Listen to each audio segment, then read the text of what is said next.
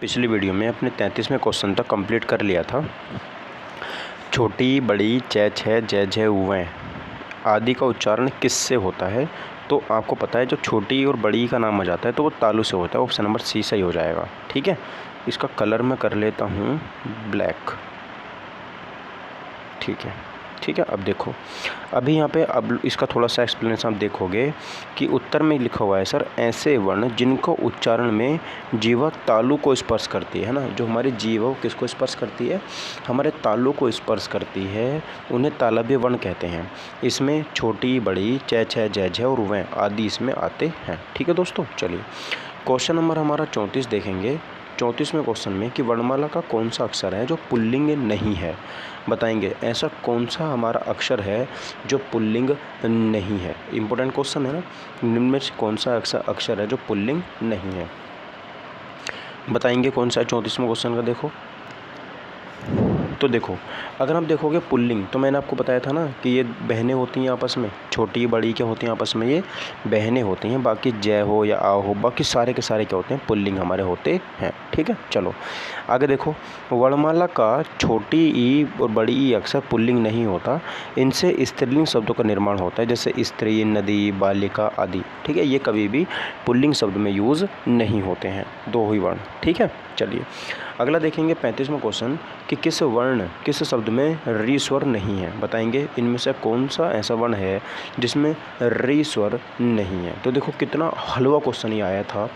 इसमें दिख रहा है सर कृपा, दृष्टि, कृष्ण, बस आज तो ऐसा है जिसमें हमारा रै नहीं दिख रहा कहीं पे भी। तो डी ऑप्शन सही हो जाएगा कि नहीं हो जाएगा? इसको छोटा सा बच्चा भी सही कर सकता है।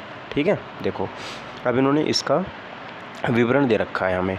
आज शब्द में री स्वर नहीं है, शेष सभी शब्दों में री स्वर की मात्रा का प्रयोग हुआ है। जैसे कृपा की देखोगे तो क्या आएगा, फिर रे आएगा, फिर पे आएगा, फिर बड़ा आएगा, तो कृपा बन गया।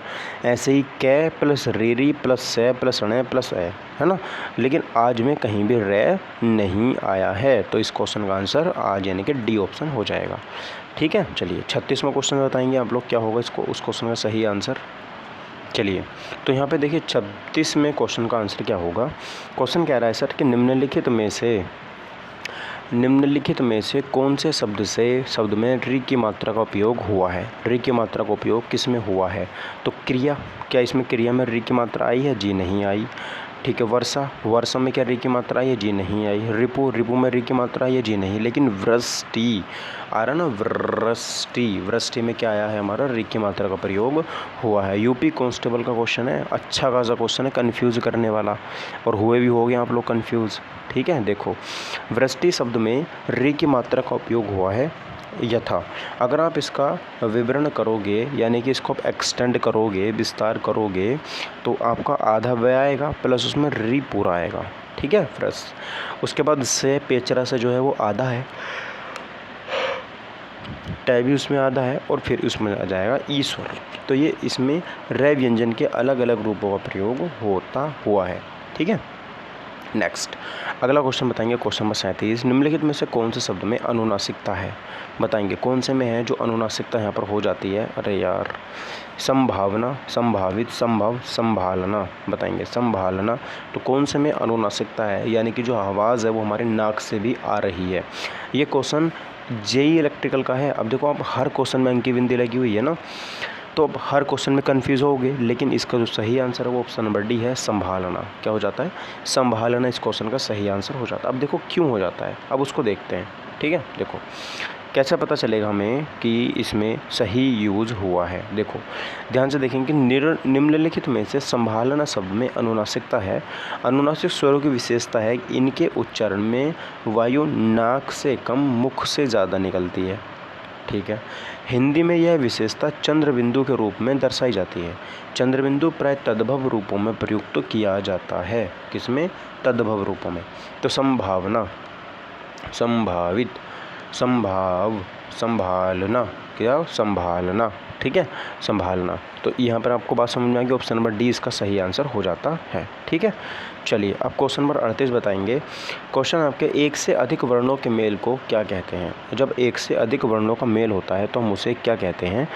ठीक है। तो उसे हम क्या अक्षर कहते हैं? जी नहीं। क्या हम उसे स्वर कहते हैं? जी नहीं। क्या हम उसे अनुस्वार कहते हैं? जी नहीं। उसे हम कहते हैं व्यंजन, क्योंकि ये स्वर प्लस व्यंजन दोनों से मिलकर के व्यंजन बनता है। ठीक है, बिना स्वर के व्यंजन बन ही नहीं सकता। तो यहाँ पर आप देखोगे कि एक से अधिक वर्णों के मेल को व्यंजन कहते हैं, अर्थात व्यंजन वर्णों का उच्चारण स्वरों की सहायता से होता है।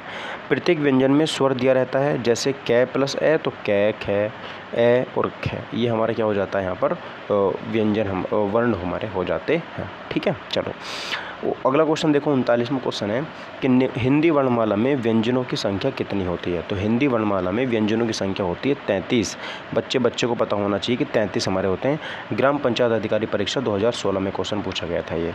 ठीक है, अब देखो थोड़ा सा एक्सप्लेनेशन इसमें लंबा है, लेकिन हम उसको बहुत अच्छे से देखेंगे। देखो अब यहाँ पर हिंदी वर्णमाला के मूल रूप से व्यंजनों की संख्या 33 मानी गई है। अब यहाँ पर केवल व्यंजनों की बात हुई है, जैसे कै खे कै घ्याण है, ठीक है, ये कै वर्ग हो गया। चे छे जय झे में चे वर्ग हो गया। टे ठे डे ढैण है टे वर्ग हो गया। तै थे दे धैन है तै वर्ग हो गया। पै फै बै भै में पै वर्ग हो गया। ये रह पे क्या होते हैं? मेरे अंतस्थ होते हैं। तीनों से और हमारे उस संघर्षी व्यंजन होते हैं। तो 5 पंजे 25 तो हमारे ये हो गए, ठीक है, और 4 4 8 हमारे ये हो गए। तो 25 और 8 कितने होते हैं? 33। तो इस तरीके से हमारे 33 यहाँ पर व्यंजन हो जाते हैं। ठीक है, इसमें मेरे उच्छिष्ट व्यंजन शामिल नहीं है, ना ही इसमें मेरे संयुक्त व्यंजन शामिल हैं। इसके अतिरिक्त वर्णमाला में 4 संयुक्त व्यंजन भी होते हैं, जैसे छियें, त्रें, गें और स्रें। ठीक है, तो इसमें मेरे शामिल हुए नहीं होते हैं। ठीक है दोस्तों, चलिए तो आगे बढ़ते हैं अगले क्वेश्चन की तरफ। अगला क्वेश्चन क्या हो जाता है? निम्नलिखित में से कंठ्य ध्वनि कौन सी है? यानी कि जो कंठ से निकलती है वो ध्वनि कौन सी है? तो कै और खे ही तो है कंठी ध्वनि, कै और खे है ना। ठीक है, ओके। अगला क्वेश्चन देखो, यूपी बीएड का क्वेश्चन था ये। तो कंठ्य ध्वनि में आपको पता है कै खे गे कंठ्य ध्वनि होती है। चै और जय ये तालव्य है ना। चै और जय क्या होते हैं? तालव्य होते हैं। टे और अण मेरे टे मूर्धन्य से निकलती है, और य और र मेरे अंतस्थ व्यंजन होते हैं। ठीक है, टैवर क्या होता है? मूर्धा से निकलता है। ठीक है, चलिए उसके बाद आता है अगला क्वेश्चन कि उच्चारण के स्थान के आधार पर निम्नलिखित में से कौन सा दंतीय है? कौन सा व्यंजन जो दंतीय है, जिसमें हमारी जीभ दांतों से टच होती है, वो कौन सा व्यंजन यहाँ पे हो जाता है? तो देखो मैं, पे, ले, उ। तो 41वें क्वेश्चन का सही आंसर हम बताएंगे क्या होगा। तो देखो यहाँ पर ले जब आप बोलते हो तो ये हमारा दंतीय व्यंजन हो जाता है। दंतीय में क्या आ जाता है? ले मेरा आ जाता है। ठीक है, चलिए अच्छा, इसमें जो मेरे बाकी बचे वो क्या क्या हो जाते हैं? तो देखो मैं, पे और उ, तो ये क्या हो जाते हैं? मेरे तीनों के तीनों ओष्ठीय व्यंजन हो जाते हैं। क्या हो जाते हैं? ओष्ठीय। मैं और पे तो है ही, और इसमें उ भी शामिल हो जाता है, तो ये मेरा ओष्ठीय व्यंजन हो जाते हैं। ठीक है, चलो आगे देखो। तो यहाँ पर थोड़ा सा एक्सप्लेनेशन यानी कि संक्षिप्त विवरण इन्होंने दे रखा है कि उच्चारण स्थान के आधार पर निम्न में लय दंतीय वर्ण है। क्या लय यहाँ पर मेरा दंतीय वर्ण हो जाता है। शेष पे, मैं और उ ये मेरे ओष्ठीय वर्ण है। शेष क्या हो जाते हैं? ये मेरे ओष्ठीय वर्ण होते हैं। ठीक है, चलो 42वें क्वेश्चन बताएंगे, घ का उच्चारण स्थान कौन सा है? तो कै खे गे घ, तो घ तो कंठ में आता है ना, तो कंठ हो जाएगा। ऑप्शन नंबर बी मेरा सही आंसर हो जाता है। ठीक है, चलो कै खे गे घ्याण है, ये बात आपको यहाँ पे याद रखनी है। अच्छा, उक्त विकल्पों में घ का उच्चारण स्थान कंठ है, और कंठ में मेरा छोटा बड़ा है ना, कै वर्ग और है एवं विसर्ग कंठीय ध्वनियाँ होती हैं। तो एक तो कै वर्ग आता है पूरा मेरा कंठ में, और एक है भी आता है। क्या आता है? और विसर्ग भी इसी में आते हैं। ठीक है, तो कंठ में एक तो पूरा का पूरा कै वर्ग, उसमें हमारा छोटा और बड़ा, फिर उसमें हमारे अयोगवाह विसर्ग अंग और अह जो होते हैं, फिर उसमें मेरा है। तो ये 5 वर्ड अलग से उसके अंदर आते हैं कंठ के अंदर। बात समझ में आई है? ठीक है, नेक्स्ट देखते हैं अगला क्वेश्चन देखेंगे। हिंदी की स ध्वनि है, हिंदी की श्व स ध्वनि है। स जो है वो कैसी ध्वनि हो जाती है? तो मूर्धन्य है, तालव्य है, दंत्य है, या फिर ओष्ठ्य है। स, ठीक है, स। तो स 43 का आंसर बताएंगे क्या होगा। देखो तो ये मेरी तालव्य ध्वनि है। जब आप इस स को बोलते हो तो स तालव्य हमारा ध्वनि निकल के आती है।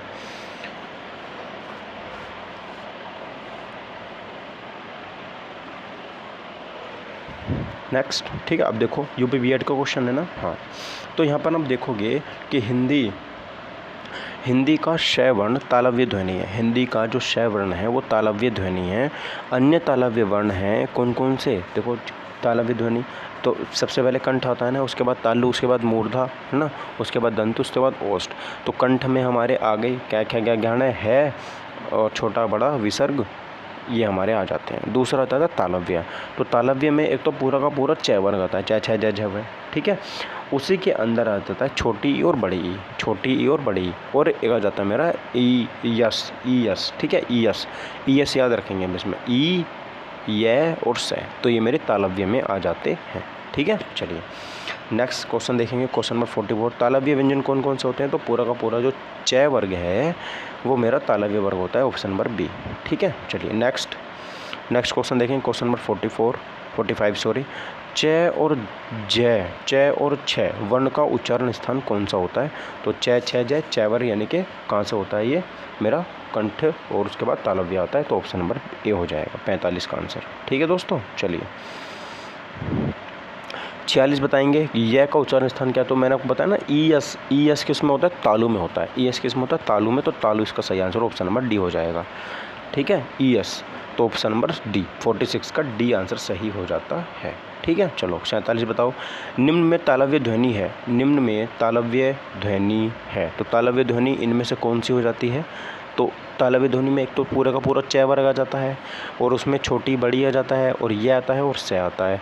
तो स आ जाएगा इसमें तालव्य ध्वनि में, क्या आ जाएगा? स आ जाएगा तालव्य ध्वनि के अंदर, ठीक है। चलिए दिए गए विकल्पों में स तालव्य ध्वनि है मूर्धन्य है, प ओष्ठी है, और क कंठ्य ध्वनि है। तो सबके बारे में इन्होंने बता दिया हमको लोग, ठीक है, अच्छी बात है ना, ये तो इन्होंने बताया हमको। आगे देखो, हिंदी की तालव्य ध्वनियाँ हैं, तो तालव्य ध्वनि में पूरा का पूरा च वर्ग है, ऑप्शन नंबर ए। अगला देखो, तो अगला क्वेश्चन देखो, स का उच्चारण स्थान मैंने बताया था ना आपको, ई एस, तो तालु हो जाएगा, ऑप्शन नंबर बी, ठीक है। चलो अगला देखो, च वर्ग की ध्वनि को किस वर्ग में आती हैं? तो च वर्ग की ध्वनि तालु में आती है, ऑप्शन नंबर सी, ठीक है। चलिए आगे देखो, क्वेश्चन नंबर आगे बढ़ते हैं अगला क्वेश्चन की तरफ, क्या होगा देखो। तो यहाँ पर ऑप्शन नंबर सी मेरा सही आंसर था, ठीक है। देखो च वर्ग च छ ज झ हुए ध्वनियाँ तालव्य के अंतर्गत आती हैं। कंठ्य में क वर्ग आता है पूरा का पूरा, ठीक है, और दंत्य में पूरा का पूरा त वर्ग आता है, ये सब याद रखनी है, और ओष्ठ्य में पूरा का पूरा प वर्ग आता है, ठीक है। चलो 51वां क्वेश्चन देखेंगे, ढ वर्ण का उच्चारण स्थान क्या है? तो देखो ट ठ ड ढ अण, तो ट वर्ग किस में आता है? क च ट, तो मूर्धा में आता है, किस में आता है? मूर्धा में आता है। तो रिक्त स्थान हेतु सही विकल्प चुने, तो ये आ जाता है मेरा, किस में आता है ये बताओ? ट ठ ड ढ, ट वर्ग में आता है ना, ट वर्ग का तीसरा ही तो है ये 51 का बी, ट वर्ग का ट ठ ड ढ चौथा है, ट वर्ग का चौथा हो जाता है, ट वर्ग का चौथा, ठीक है। तो ऑप्शन नंबर बी सही हो जाएगा। देखो यहाँ पर अब देखोगे कि सर जी ढ वर्ण का उच्चारण स्थान मूर्धा है, किससे होता है? मूर्धा से इसका उच्चारण स्थान होता है। यह ट वर्ग का चौथा वर्ण है, क्या है ये? ट वर्ण का चौथा वर्ण यहाँ पर हो जाता है, ठीक है। चलो 52वां क्वेश्चन देखेंगे, निम्नलिखित में से कौन सा वर्ण उच्चारण की दृष्टि से दंत्य नहीं है? ठीक है, निम्नलिखित में से कौन सा वर्ण उच्चारण की दृष्टि से दंत्य नहीं है? तो कौन सा है जो दंत्य नहीं है? दंत्य में क्या आ जाएगा? मेरा पूरा का पूरा त वर्ग आएगा, और त वर्ग में कौन? त थ द ध न, तो ट नहीं आ सकता, ऑप्शन नंबर डी, ठीक है। चलो नेक्स्ट आरआरबी का क्वेश्चन है, और देखो डी ऑप्शन सही हो जाएगा यहाँ पे, ठीक है। देखो यहाँ पे ध्यान से, ट वर्ग उच्चारण की दृष्टि से दंत्य नहीं है, और ट वर्ग के वर्णों का उच्चारण मूर्धा से होता है, शेष त वर्ग के व्यंजन दंत्य हैं, क्या हैं? दंत्य हैं, ठीक है। चलो क्वेश्चन नंबर 43 बताएंगे, 53 निम्नलिखित में से दंत्य ध्वनि कौन सी होती है? दंत्य ध्वनि कौन सी होती है? दंत्य में त थ द ध न, दंत्य ध्वनि कौन सी है बताओ 53 की? तो ऑप्शन नंबर सी तई तो है खाली, और तो है नहीं इसमें कोई सी भी, ठीक है। चलो देखो अब आपको मैं एक बात बताता हूँ, आपने कंठ पढ़ा, कंठ्य में आपने पढ़ा पूरा का पूरा क वर्ग, कंठ के बाद आपने तालु पढ़ा, तालु में आपने पढ़ा पूरा का पूरा च वर्ग, ठीक है। मूर्धा में आप लोगों ने पढ़ लिया, क्या आता है मूर्धा में बताओ? मूर्धा के अंदर क्या कौन सा लेटर यहाँ पर आता है? तो मूर्धा में बताएंगे क्या आता है, ठीक है। उसके बाद अब आप यहाँ पे पढ़ रहे हो दंत्य, क्या पढ़ रहे हो? दंत्य पढ़ रहे हो आप, ठीक है। 53 में दंत्य पढ़ रहे हो। तो देखो दंत्य में ऑप्शन नंबर सी सही हो जाएगा, यहाँ पर तय आता है। ठीक है, इसके अंतर्गत दंत्य ध्वनि तय वर्ग के वर्ण तथा स आता है। क्या है? स आता है, इसके अंदर स भी आता है। ठीक है, और कै कंठ्य ध्वनि, छ तालव्य ध्वनि और पै ओष्ठ्य ध्वनि। तो स जो आता है वो दंत्य ध्वनि के अंतर्गत आता है। किसके अंदर आता है? स दंत्य ध्वनि के अंतर्गत आता है। 54वां क्वेश्चन बताओ। यहाँ पर अब देखो निम्नलिखित में से दंत्य वर्ण कौन सा है? तो तय है। कौन सा है इसमें? तय ऑप्शन नंबर सी हो जाएगा। ठीक है, चलो उसके बाद बताएंगे 55वां क्वेश्चन कि निम्नलिखित में से दंत्य ध्वनि है। तो तय, थ, द, ध, न, प, फ, ब, भ, मैं। तो बताओ 55 का सही आंसर क्या होगा? तो ऑप्शन नंबर सी ल। दंत्य ध्वनि में क्या आता है मेरा? ल आता है। दंत्य ध्वनि में क्या आता है मेरा? आता है ल। ठीक है, क्या आता है? ल आता है। बात समझ में आ गई? सरल आता है, इसके अंदर पूरा का पूरा स भी इसमें दंत्य में आएगा, र भी दंत्य में आएगा और ल भी दंत्य में आएगा। तो सरल याद रखोगे आप, दंत्य में क्या रखोगे? सरल। ठीक है, चलो उसके बाद देखो 56वां क्वेश्चन है आपके पास। मुख के जिस भाग से जिन वर्णों का उच्चारण होता है उसे वर्ण का उच्चारण स्थान कहते हैं। हिंदी वर्णमाला के व्यंजनों का उच्चारण स्थानों के आधार साथ संपूर्ण विवरण निम्नलिखित है। जैसे सबसे पहले कंठ आता है, तो उसमें पूरा का पूरा क्या वर्ग आ गया? अण तक। उसके बाद है भी आता है, उसके बाद विसर्ग भी आता है, उसके बाद ए भी होता है, उसके बाद बड़ा आ भी होता है। ठीक है, उसके बाद तालु होता है, तालु में पूरा का पूरा च वर्ग आ गया। उसके बाद यह भी होता है, स भी होता है, यानी कि छोटी और बड़ी भी इसके अंदर आती है। ठीक, मूर्धा में बात करेंगे तो मूर्धा में मेरा ऋषि आता है। क्या आता है उसमें अंदर? पूरा का ये ऋषि जो है इसके अंदर आ जाता है। दंत की बात करेंगे तो इसमें मेरा यहाँ पर पूरा का पूरा तय वर्ग आ जाता है। उसके बाद ल और से आता है। क्या आता है? लस इसके अंतर्गत आता है, लस। ठीक है, ओष्ठ की बात करेंगे तो ओष्ठ में पै फै बै भै में आता है, पै फै बै भै में। और दंत ओष्ठ में आता है वह। दंत ओष्ठ में क्या आता है? वह आता है, जो दंत से भी बोला जाए और प्लस ओष्ठ से भी बोला जाए तो उसको बोलते हैं वह। क्या बोलते हैं? वह। ठीक है, अतः ल दंत्य ध्वनि हो जाती है। ल क्या हो जाती है? तो दंत्य ध्वनि हो जाती है। ठीक है, ये हमारा क्वेश्चन था। नेक्स्ट क्वेश्चन नंबर 56 देखेंगे, बताएंगे आंसर। पै फै बै भै में व्यंजन होते हैं। तो पै फै बै भै में जो होते हैं ये क्या होते हैं? तो ओष्ठ्य होते हैं ना, ये तो ऑप्शन नंबर बी। ठीक है, चलिए आगे बढ़ो। देखो चलिए, तो उत्तर में आप यहाँ पे देखोगे तो पूरा का पूरा हमारा जो पै वर्ग है, पै फै बै भै में ओष्ठ्य व्यंजन है। ठीक है, क्या है ये? ओष्ठ्य व्यंजन। ऐसे ही दंत्य व्यंजन में क्या? तै थ दै ध न आ जाएगा। तालव्य व्यंजन में च छ ज झ व आ जाएगा। कंठ्य में क्या क्या ग घ न आ जाएगा। ठीक है, चलो उसके बाद 57वां देखेंगे कि हिंदी की बै ध्वनि है। हिंदी की जो बै ध्वनि है वो किसके अंतर्गत आती है? तो हिंदी की बै ध्वनि, बै। 57 का आंसर बताओ, बै ध्वनि किसके अंतर्गत आएगी? तो देखो ये आ जाएगी मेरी ओष्ठ्य, पै फै बै, पै फै बै भै में। ठीक है, चलो ओष्ठ्य में आ जाती है हमारी। तो हिंदी की बै ध्वनि ओष्ठ्य ध्वनि है। पै वर्ग के वर्ण ओष्ठ्य ध्वनि के अंतर्गत आते हैं। ठीक है दोस्तों, चलिए उसके बाद हमारा 58वां क्वेश्चन देखेंगे। यहाँ पर आप मुझे बताएंगे कि वह का उच्चारण स्थान है। वह का उच्चारण स्थान है तो दंतोष्ठ क्या है? अभी तो पढ़ा था हमने ऊपर, वह का उच्चारण स्थान क्या होता है? दंतोष्ठ होता है। ठीक है, चलो उसके बाद बात करेंगे 59वां क्वेश्चन है। यहाँ पर बताएंगे आप लोग कि निम्नलिखित ध्वनियों में कौन सी दंतोष्ठ्य है? दंतोष्ठ्य क्या होता है मेरा यहाँ पर? वह होता है। दंतोष्ठ क्या होता है? वह होता है। ठीक है, तो 59वें क्वेश्चन का यहाँ पर मेरा डी आंसर बिल्कुल सही हो जाता है। ठीक है, आरआरबी एग्जाम में पूछा गया था। यहाँ पे आप देखेंगे कि दिए गए विकल्पों में वह ध्वनि दंतोष्ठ्य है, थ दंत्य ध्वनि तथा फ और मैं ओष्ठ्य ध्वनि है। ठीक है, चलो आप यहाँ पे देखेंगे क्वेश्चन नंबर 60 बताएंगे। यहाँ पर आप क्या देखेंगे कि निम्नलिखित में से कौन टै वर्ग में नहीं आता है? टै वर्ग में कौन सा नहीं आता? तो टै, ठै, ठै भी आ गया, टै, ठै, डै, ढै, अणे। ठीक है, टै, ठै, डै, ढै, अणे। तो ध नहीं आता उसमें। क्या नहीं आता? ध। 60 का सी आंसर मेरा सही हो जाएगा। ठीक, चलिए तो यहाँ पर आप देखोगे कि दिए गए वर्णों में से ध वर्ण टै वर्ग के अंतर्गत नहीं आता है। हिंदी वर्णमाला में व्यंजनों के 5 वर्ग हैं। हिंदी वर्णमाला में व्यंजनों के 5 वर्ग हैं तथा प्रत्येक वर्ग में 5-5 व्यंजन शामिल हैं। इन वर्गों का नाम वर्ग के पहले वर्ण के अनुसार रखा गया है। जैसे कै वर्ग में क्या क्या क्या ज्ञान है? च वर्ग में च छ ज झ है, ट वर्ग में ट ठ ड ढ है, त वर्ग में त थ द ध है, प वर्ग में प फ फ फ में। ठीक, चलो 5 वर्गों के इन्हीं व्यंजनों को स्पर्श व्यंजन के नाम से भी जाना जाता है। ठीक है, चलो अगला क्वेश्चन देखेंगे। क्वेश्चन हमारा 61वां, इनमें से कौन सा वर्ण स्पर्श व्यंजन नहीं है। तो स्पर्श व्यंजन इनमें से कौन सा नहीं है ये आपको मुझे बताना है। और आज की वीडियो हम यहीं पर रहने देते हैं और कल के वीडियो में 61वें क्वेश्चन के संक्षिप्त विवरण से आगे शुरू करेंगे। धन्यवाद।